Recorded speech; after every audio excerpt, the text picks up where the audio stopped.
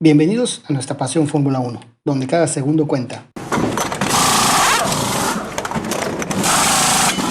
Hoy, fin de semana sin carreras, así que vamos a platicar un poco de la única noticia que se dio en la semana, que fue el futuro abandono de Honda en 2021, lo que probablemente nos deje con un Checo en problemas, porque el rumor de que Checo se vaya a Red Bull es muy fuerte. Entonces eso podría ser muy interesante verlo, pero sin motores Honda, seguro que Red Bull buscará una opción y con ello logrará de nuevo estar dando la pelea. Recuerda suscribirte, activar tus notificaciones y enviarnos tus comentarios. Después de esta plática, por seguro tengo que vamos a estar recibiendo muchas aprobaciones y desaprobaciones. ¿Por qué? Porque no estuvo nada fácil la tarea de querer hacer una lista de los 10 mejores pilotos en la historia, con lo cual voy a explicar un poquito por qué no soy partidario ni de Lewis Hamilton, ni de Michael Schumacher, ni de Fernando Alonso, aunque no estoy diciendo que sean malos pilotos. Son muy buenos, pero no para ser los mejores de la historia, ni remotamente. Para eso es un lugar muy selecto para gente, verdaderos genios. Este es un tema que podemos discutir en todos los deportes, pero precisamente cuando empecé a hacer este estudio me topé con un estudio matemático hecho por una universidad inglesa, el cual me dio la razón del punto del cual pretendo platicarles y exponer por qué no soy partidario de Schumacher y de Hamilton. Matemáticamente tienen todas las cartas en la mesa, lo han ganado todo, tienen todos los récords, pero hay un factor muy importante en la Fórmula 1. Y empecemos por el principio. ¿Por qué la Fórmula 1 es la categoría reina del automovilismo? Desde sus inicios fue la categoría que empezó a reunir a los máximos talentos en el mundo en una forma muy familiar y muy de juego. Tal es el caso que en ese tiempo los pilotos no cobraban por sus servicios y pues era realmente la pasión de correr. En ese tiempo se forjó Juan Manuel Fangio. Una de sus grandes virtudes fue haberse enfrentado a rivales de grandísimo tamaño. Pero vayamos, el principio es muy sencillo. En el planeta hay aproximadamente 1.32 mil millones de automóviles. Miles de pilotos, pero de esos miles de pilotos hay muy pocos con licencias deportivas de alto rendimiento y únicamente 20 o 22 al año que son pilotos de Fórmula 1. Y lo cierto del caso, muchos pilotos de Fórmula 1 retirados se han retirado a ganar categorías de resistencia, categorías ya de otro nivel y siempre con resultados muy fuertes y muy altos. Y aquellos que dicen que la IndyCar, que es muy buena bueno, han ido pilotos de Fórmula 1 a IndyCar y han ganado todo. En cambio, han ido pilotos de IndyCar a Fórmula 1 y entonces ellos no han ganado prácticamente nada. Ese es el detalle. Los mejores pilotos del planeta efectivamente están en la Fórmula 1 y partamos en dos a la Fórmula 1.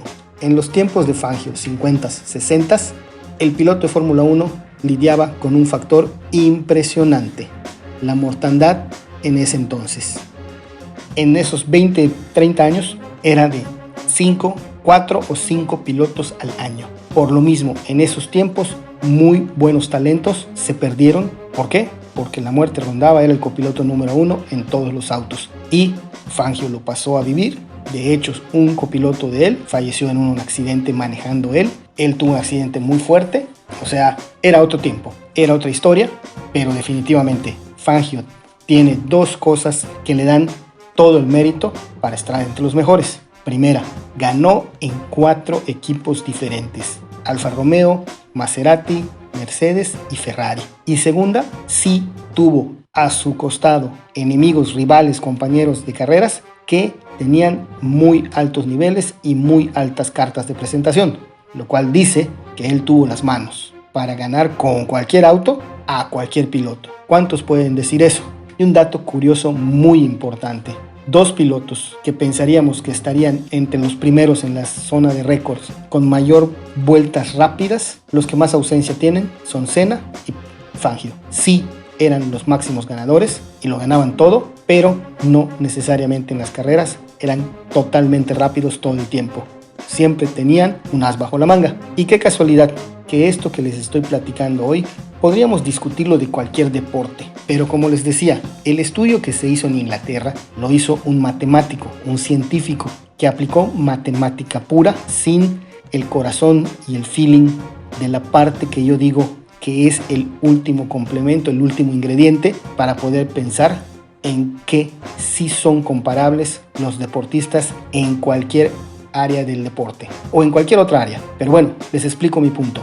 Yo no soy fanático del básquetbol, no era fanático de la gimnasia olímpica, pero lo cierto del caso es que ver a Michael Jordan en básquetbol daba ganas de ver el básquetbol porque él lo hacía ver su deporte, lo practicaba a tal nivel de excelencia que lo hacía ver un arte. Creo que los fanáticos al básquetbol no me van a dejar mentir.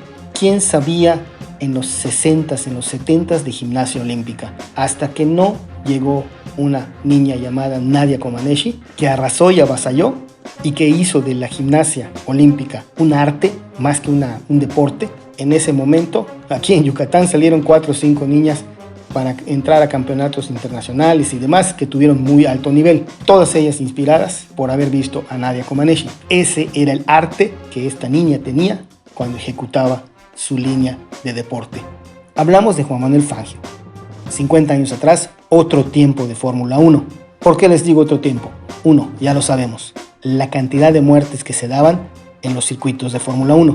Pero 2, en una carrera en Buenos Aires, Argentina, Juan Manuel Fangio peleaba por el campeonato y su auto sufre una falla mecánica, para en los pits y su compañero de equipo para el auto, se baja de su auto y se lo da a Juan Manuel Fangio. En ese entonces se podía hacer. Juan Manuel Fangio se sube al auto de su compañero de equipo y termina siendo campeón del mundo. Otra vez, lo dijo Nico Rosberg. Ya quisiera yo ver que Lewis Hamilton se bajara si mi coche falla y me lo diera para que yo fuera campeón. Esas son las cosas que pasaban en ese entonces en la Fórmula 1. Sí, difícil compararlos, pero si ponemos en perspectiva la situación de que hoy el auto cuenta altamente, pero fuertísimo en el resultado, porque simple y sencillamente, si no estás sentado en un Mercedes, es muy difícil que logres ganar una carrera. Tienen que suceder 1000 cosas para que ganes. Y ese es el punto esencial por el cual yo no soy fanático ni de Schumacher ni de Hamilton.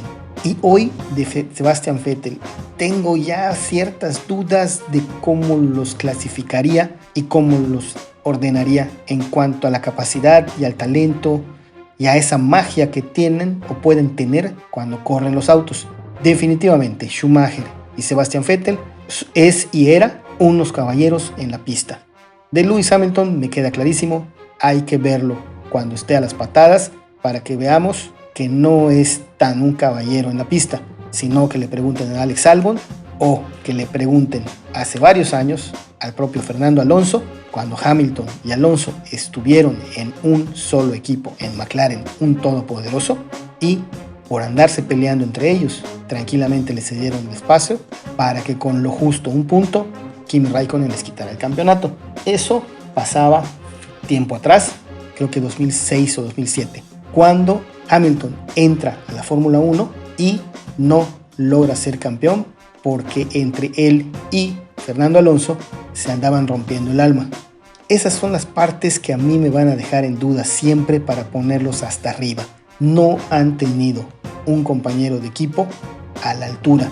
Y cuando Hamilton lo tuvo, que fue Fernando Alonso, no ganaron nada. Y cuando Hamilton tuvo a un Nico Rosberg, terminaron 2-1. 2-1 porque Nico Rosberg se retira. Pero en el pleito por el campeonato, 2 ganó Lewis Hamilton y 1 ganó Nico Rosberg. O sea que imbatible no es. Y aquí viene otro punto importante. Para mí, en cada generación de pilotos se pueden dar 6 muy buenos pilotos. Están todos los demás que tienen que llenar la parrilla porque pues, la parrilla necesita nutrirse de pilotos. Estamos hablando de los mejores. Entonces aquí mi teoría es que cada generación pueden existir 6 muy buenos pilotos que están por encima de los demás. Pueden haber 3 pilotos excepcionales en cada generación. 3 pilotos que no son solo buenos, sino que son de excepción. O sea, que van más allá, que son pilotos con garra, pero tienen alguna falta, tienen esa falta de arte. Y afortunadamente en la Fórmula 1 hemos tenido a dos pilotos que son un genio, Juan Manuel Fangio y Ayrton Senna. Ellos hacían ver a nuestro deporte como un arte, pero no olvidemos un detalle. Ellos vivieron tiempos completamente diferentes. Juan Manuel Fangio corría con autos de 1800 kilos que llegaban 200 litros de gasolina. O sea, eran unas verdaderas bombas de fuego, con un porcentaje de vida muy, muy diferente. 4 o 5 en los 50, 60 y lamentablemente para Ayrton, su porcentaje de 1 cada 2, cada 5, 6, 8 años, a él le tocó ser uno de esos. Ya un día platicaremos de mi teoría de qué fue lo que realmente causó el accidente de Ayrton Senna. Pero bueno, con todo esto, otro punto importante, la combatibilidad que tienes al interior de tu propio equipo. Porque hoy vivimos tiempos en los cuales si no tienes un Mercedes, si no tenías un Red Bull, si no tenías un Ferrari, si no tenías un Brown, no podías ser campeón del mundo. El primer auto, celebrando a los Williams, el primer auto que fue supremo y totalmente avasallador fue el Williams de Nigel Mansell y Riccardo Patrese. Ese nos permitió ver y conocer el arte y la magia de Ayrton Senna. En el Gran Premio de Italia del 92, si no me equivoco, se da una batalla de antología en donde por un lado vemos a un mágico Senna que con un auto muy inferior, pero con unas manos muy superiores, mantuvo a raya a un poderosísimo equipo Williams. Pero allá es cuando les digo, hay pilotos del montón, los que llenan la parrilla, hay pilotos muy buenos, y en ese caso el equipo Williams tenía un piloto de parrilla y un piloto muy bueno, Nigel Mansell, muy buen piloto, pero no una excepción. Pero era un piloto aguerridísimo, era un piloto combativo y fue un piloto que supo trabajar en equipo con Riccardo Patrese en esa carrera para poder darnos un deleite de disfrutar, que era que un equipo de dos autos, dos pilotos, se combinaran, se comprometieran y atacaran. Primero Nigel Mansell una serie de vueltas, cuando veía que no pudo con Ayrton Senna, se quita, pasa Patrese, Patrese trabaja en equipo y vuelve a seguir atacando a Senna. Senna adelante solo, defendiéndose con las garras, con los dientes, con las uñas, con todo lo que podía defenderse. Patrese se acaba su auto y ¿qué pasa? Nigel Mansell, que ya había dejado de atacar, preserva las llantas, preserva el auto, y hacia el final de la carrera entonces regresa al ataque. Obviamente Ayrton Senna, después de 50, 60 vueltas de estar combatiendo contra dos, ya no le quedaba más auto, que al final, si no me equivoco, Nigel Mansell termina ganando esa carrera. Pero para los fanáticos de la Fórmula 1 fue una cátedra, tanto de Ayrton Senna como de Nigel Mansell y como de Riccardo Patrese. Los dos últimos de un trabajo en equipo excelso y el primero de un trabajo de piloto solo, solitario y con una magia, con ese arte del que estoy hablando, para ponerse adelante, pelear, aguantar todo lo posible y bueno, hasta que el auto aguantó y ya no hubo más. Y una vez que no hubo más, Nigel Mansell termina y gana esa carrera. Pero esas son las cosas que no le hemos visto hacer ni a Lewis Hamilton, ni a Michael Schumacher, ni a Sebastian Vettel, ni a muchos otros pilotos. Todas esas son las cosas que me llevaron a determinar, y más cuando leí ese estudio matemático. El estudio matemático era muy preciso, era muy fuerte, estaba muy bien estructurado, pero me mata en el momento que entre los 5 primeros no está Niki Lauda. Cualquiera que haya visto correr a Niki Lauda me va a decir que estoy en lo cierto. Puede ser que no sea de los 3 mejores, pero que definitivamente el quinto, muy mal si fuera el sexto, pero el quinto sí lo es. ¿Por qué? Porque era otro piloto que llegó a vivir el estar recibiendo la extrema unción, los santos óleos, y levantarse para regresar a las pistas y ganar otro campeonato. Ese era el nivel del arte que tenía Niki Lauda y que él gana sus campeonatos con 2 marcas diferentes. Aquí tenemos el detalle. Michael Schumacher ganó todo en primero un Benetton poderoso, 2 años, y después todo lo demás en Ferrari, sin ninguna oposición, pero además con la lamentable tristeza de que en ese tiempo todavía estaba por llegar Fernando Alonso, no había llegado Lewis Hamilton, entonces no había un verdadero rival en la pista que lo pudiera enfrentar, que sí le tocó el último tiempo de Prost y de Senna, pero cuando Prost y Senna, él no hizo nada. ¿Por qué? Porque estaban Prost y Senna. Pero después de eso, ya era lo normal y lo que se estaba dando en Fórmula 1, que tenías que estar en el auto correcto para poder ganar todo. Y por eso batir y batir y batir récords y llegar a 7 campeonatos, Lewis Hamilton a 6 y está por lograr el 7º. Y estas son las cosas que a mí me desaniman para pensar que ellos puedan ser esa clase de genio del que estamos hablando en Senna y en Fangio.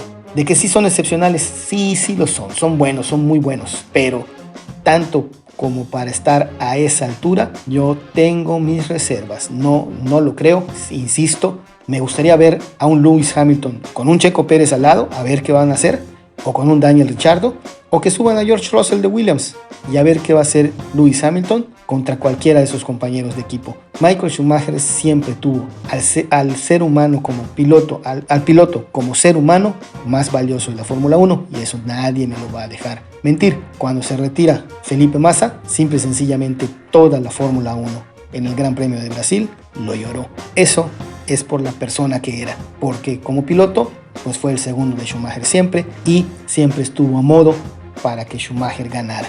Esas son las cosas, las condiciones con las cuales yo me quedo con la duda de por qué ellos considerarlos entre los 3 mejores.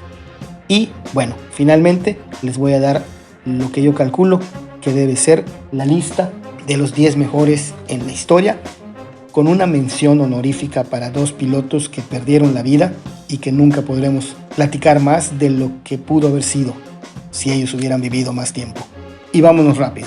El primero, como lo dije siempre, la magia de Senna, única, increíble y lástima que la vida nos arrebató a Ayrton Senna mucho antes de tiempo.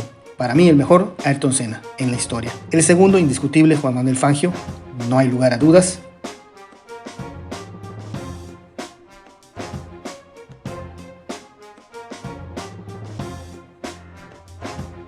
Tercero, Alain Prost, que si alguien tiene dudas, se enfrentó a Niki Lauda y se enfrentó a Ayrton Senna y se enfrentó a Nelson Piquet y aún así logró 4 campeonatos del mundo, por si alguien tenía dudas. Luego yo pongo a Niki Lauda en cuarto, tiene que estar. Fue un piloto que después de ver lo que sobrevivió y lo que pasó, no solo es un ejemplo para cualquiera en la pista, sino es un ejemplo de vida para poder sobreponerse a la adversidad. Eso es lo que nos enseña la vida de Niki Lauda como piloto de Fórmula 1.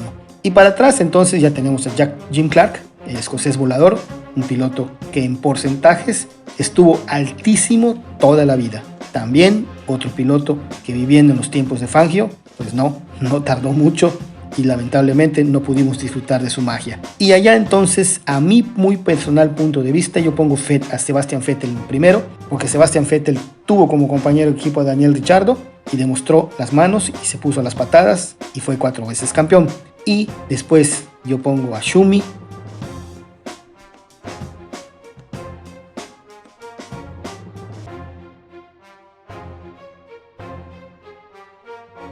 y después a Hamilton, por el simple detalle de que me deben un compañero de equipo que se los exija al 100%.